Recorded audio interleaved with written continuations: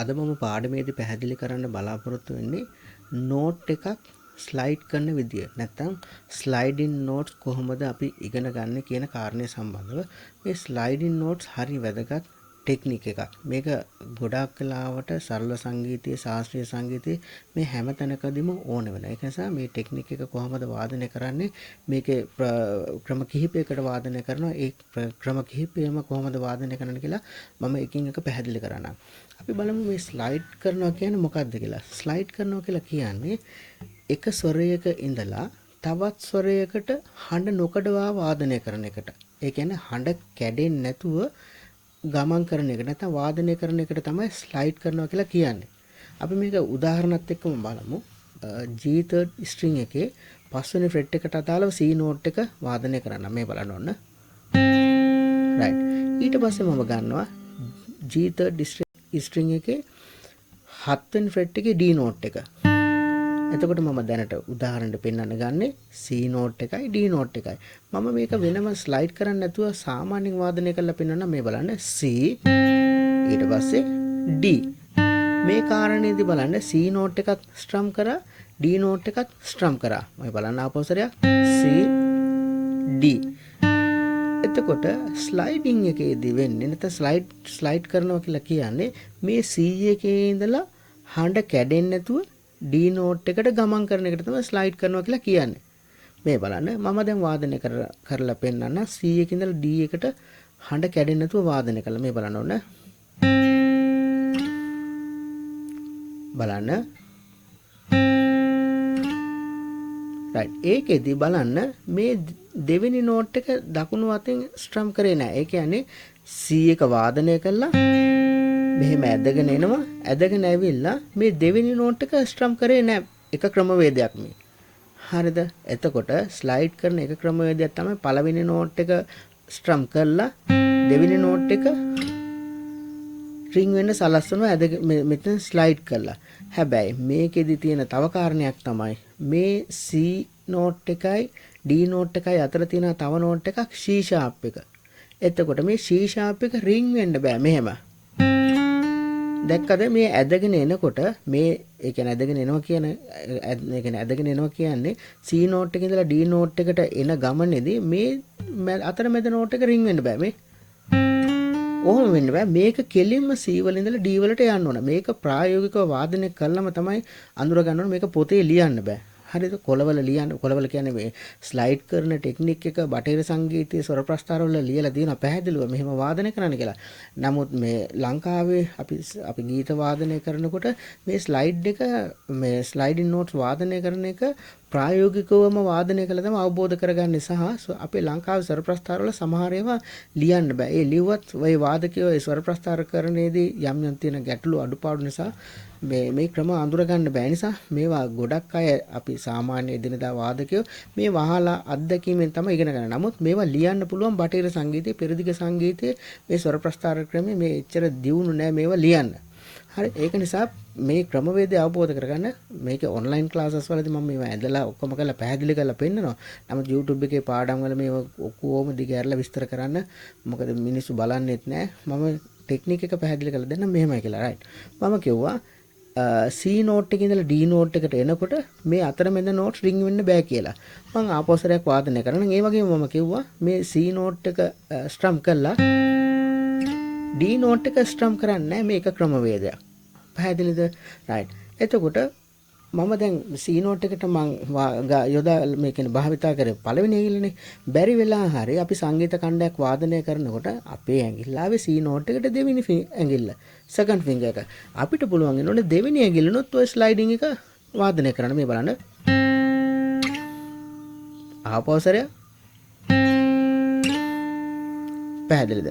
බැරි වෙලා හරි අපි සංගීත ඛණ්ඩයක් වාදනය කරනකොට මේ C note එකට මේ ඕන note එකට මේක අදාළයි. මම මේ උදාහරණයක් විදිහට මෙතන ගත්තේ C note එකට third finger එක ආවා කියනකො අපිට පුළුවන් වෙන්න ඕන මේ third finger එකෙන් ස්ලයිඩ් කරන්න. මේ බලන්න. ආපස්සට ඊට පස්සේ අපිට පුළුවන් වෙන්න ඕන මේ හතරවෙනි ඇඟිල්ල භාවිතා කරලා ස්ලයිඩ් කරන්න.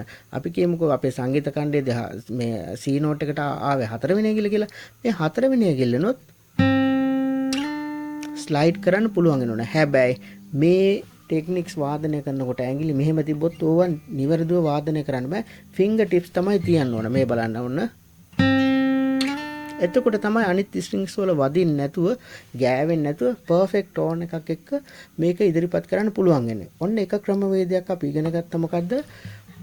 C එකේ ඉඳලා D එකට වාදනය කරනකොට නැත්නම් එක ස්වරයක ඉඳලා තවත් ස්වරයකට යනකොට මේ ෆස්ට් නෝට් එක රින් කරා නැත්නම් ස්ට්‍රම් කරා දෙවෙනි නෝට් එක ස්ලයිඩින් වෙච්ච අනිත් නෝට් එක රින් කරේ ඒ කියන්නේ ස්ට්‍රම් කරේ නෑ මෙතන මේ බලන්න දකුණු අතත් බලන්න රයිට් ඊට පස්සේ මම කිව්වා ස්ලයිඩ් කරනකොට මේ ඇඟිලි හතරම භාවිතා කරන්න ඕන ඒ සංගීත කන්න සමහර විට මේ එක එක වාදකයාගේ එක එක ඇඟිලි එකම සංගීත කණ්ඩයට එන්න පුළුවන්. නමුත් එයාට පුළුවන්කම වෙන්න ඕන මේ ඇඟිලි හතරෙම ස්ලයිඩ් කරන්න. හරිද? රයිට්. මේ ස්ලයිඩ් කරන එක මේ ඕන නෝට් එකට වාදනය කරන්න පුළුවන්. හැබැයි ස්ට්‍රින්ග්ස් දෙකක ස්ලයිඩ් කරන්න බෑ. ඒ කියන්නේ මෙතන C නෝට් එක ප්ලේ කරලා මෙහි E නෝට් එක මේකේ වාදනය කරන්න ස්ලයිඩ් කරන්න බෑනේ. ඇදගෙන එන්න බෑනේ. හඬ කැඩෙන්නේ නැතුව වාදනය කරන්න බෑනේ. තේරුණාද? දැන් අපි කිව්වමුකෝ මෙතන C නෝට් එකේ ඉඳලා අපිට ස්ලයිඩ් කරන්න ඕනේ F නෝට් එකට. එතකොට මේ බලන්න මම සෙකන්ඩ් ෆින්ගර් එක ගන්නකො. මේ බලන්න මේ. දැක්කද? හැබැයි ඔය එන ගමනේදී මේවා ඇදගෙන අනිත් නෝට්ස් එක මේ අර ලලලලලල අර නිකන් අර මේ ක්‍රොමැටික් මෙන්න මේ නෝට්ස් රින් වෙන්න බෑ. කෙලින් වෙන්න ඕන. දැක්කද C එකේ ඉඳලා F එකට හඬ කෙලින්ම ගම කරා. එතකොට මේ ස්ලයිඩින් නෝට්ස් වල සංකේතත් එක්ක මම ඔන්ලයින් ක්ලාස් වල මේවා කරනවා අවශ්‍යයි සම්බන්ධ වෙන්න රයිට්. ඊළඟට අපි බලමු ස්ලයිඩින් කරන ඊළඟ ක්‍රමවේදය මොකක්ද කියලා. මේ බලන්න ඊළඟ ක්‍රමවේදය තමයි මම මෙතන කලින් ගත්ත නෝට්ස් දෙකම ගන්නම්. මේ C නෝට් එක ස්ට්‍රම් කරලා අත ස්ලයිඩ් කරගෙන එනවා. ඒ කියන්නේ ඇදගෙන එනවා. ඇවිල්ලා ඊළඟ නෝට් එකට රින් කරනවා. හැබැයි C එකේ ඉඳලා D එකට යනකොට හඬ කැඩෙන්නේ නැහැ. මේ බලන්න. බලන්න. මෙතන C එකේ ඉඳලා වාදනය කරලා D එකට හඬ කැඩෙන්නේ නැතුව එනවා වගේම D එක මෙතනින් ස්ට්‍රම් කරනවා. ඔන්න ක්‍රමවේද දෙකක් අපි ඉගෙන ගත්තා. මේ බලන්න C එක වාදනය කළා. දැක්කද? ඒ කියන්නේ C එක ප්ලේ කරලා ස්ට්‍රම් කරලා අර කලින් එක වගේම D එකට ස්ට්‍රින්ග් මේ නෝට් එක එනවා. ඒ කියන්නේ හඬ කැඩෙන්නේ නැතුව වෙන ඇවිල්ලා D නෝට් එකට රින් කරනවා. ඒ කියන්නේ ස්ට්‍රම් කරනවා. කලින් එකේදී කරේ මේ බලන්න දෙවෙනි ක්‍රමවේදී දැක්කද මෙන්න මේ ක්‍රම දෙකටම මේ ස්ලයිඩ් කරනවා කියලා මතක තියාගන්න ඕන. මේක මේ ස්ට්‍රින්ග්ස් වල තියෙන ඕන නෝට්ස් දෙකක් අතර මේ ස්ලයිඩ් කරන්න පුළුවන්. හැබැයි ස්ට්‍රින්ග්ස් දෙකක් වෙන වෙනම ස්ලයිඩ් කරන්න බෑ. අපි කිව්වමුකෝ මෙතන C නෝට් එක ගත්තොත් C එකේ ඉඳලා මෙන්න මෙතන E ෆ්ලැට් නෝට් එකට මේ බලන්න. මේ දැක්කද නැත්තම් මේ හඬවල් අවබෝධ කරගන්න මේක අපේ ලංකාවේ තියෙන සරල සංගීතය අහලම තමයි නැත්තම් භාවිතයත් එක්කේ moods එකේ භාවයන් එක්ක තමයි මේ ස්ලයිඩින් එකේ හැඩරුව අපි හදාගන්න වෙන්නේ. පැහැදිලිද මේ කාරණේ? මේ බලන්න. නැත්තම් දැක්කද? එතකොට අපි third finger එකකින් ගමුකෝ. ආපස්සරයක්. නැත්තම්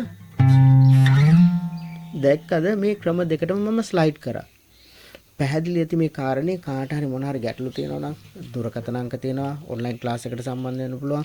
ඒ අහන ඕන කෙනෙකුට මම පැහැදිලි කරලා දෙනවා. එතකොට වෙන ස්ලයිඩ් කරන ප්‍රධාන ක්‍රම දෙකක් තියෙනවා. එතකොට මේක ascending form එකේ ස්ලයිඩ් කරන්න පුළුවන්. දැන් අපි ascending form එකේ තමයි ස්ලයිඩ් කරේ. ඒ කියන්නේ අපි C note එක ගත්තොත් ඉහළට තමයි ස්ලයිඩ් කරේ. ඉහළ notes වලට මේ බලන්න C එකේ ඉඳන් D note එකට E note එකට අපි මෙතන ගමුකෝ. මෙතන E එකේ ඉඳන් A note එකට. දැක්කද? අපි මෙතන ගමුකෝ C වල note එකේ ඉඳන් අපි ගමුකෝ E note එකටම. දැක්කද? ඉහළ note එකට ස්ලයිඩ් කරේ. ඊට පස්සේ අපිට මේක පුළුවන් descending form එකේ. මේ බලන්න අපි මම දැන් ස්ලයිඩ් කරනවා E note එකේ ඉඳන් C note එකට. ඒකත් ඒ descending form එකේ first finger එකෙන් ස්ලයිඩ් කරන්න පුළුවන්. මේ බලන්න. ආපහු දැක්කද මේ පහළට එනකොටත් මේ E note එකේ ඉඳලා මේ අතරමැදි notes මෙහෙම රින් උන්නේ නැහැ.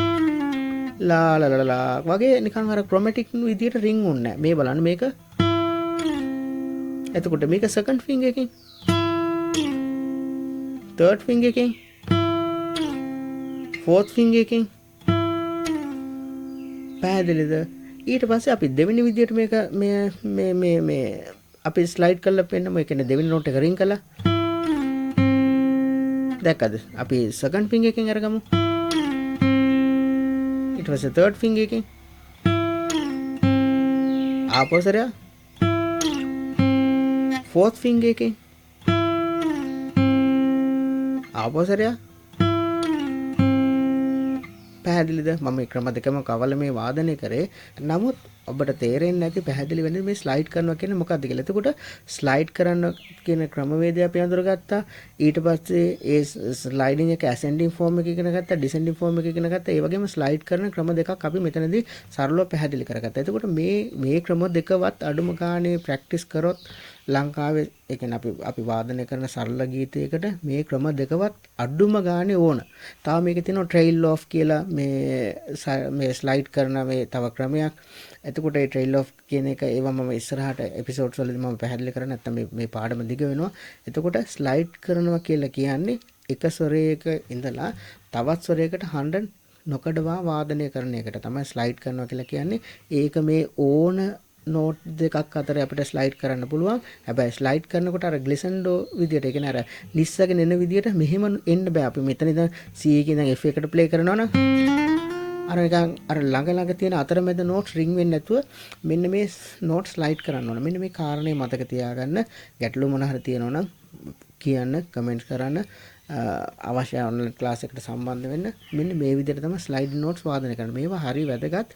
මේ සංගීත ඛණ්ඩ වාදනය කරනකොට, ගීත වාදනය කරනකොට, කියන්නේ අපි මෙඩ්ලිස් වාදනය කරනවානේ. මේ තනුකොත් වාදනය කරනකොට මේ ටෙක්නික්ස් ඕන වෙනවා. ඒක මතක තියාගන්න. ඊට අමතරව මම එක සංගීත ඛණ්ඩ ඔබට ඉදිරිපත් කරන්නම් මෙන්න මේ ටෙක්නික්ස් මුහු කරලා. ඒක නිසා මේ ටෙක්නික්ස් ප්‍රැක්ටිස් කරලා ඉන්න, ඒවට සම්බන්ධ වෙන්න. පැහැදිලි ඇති මේ කාරණේ.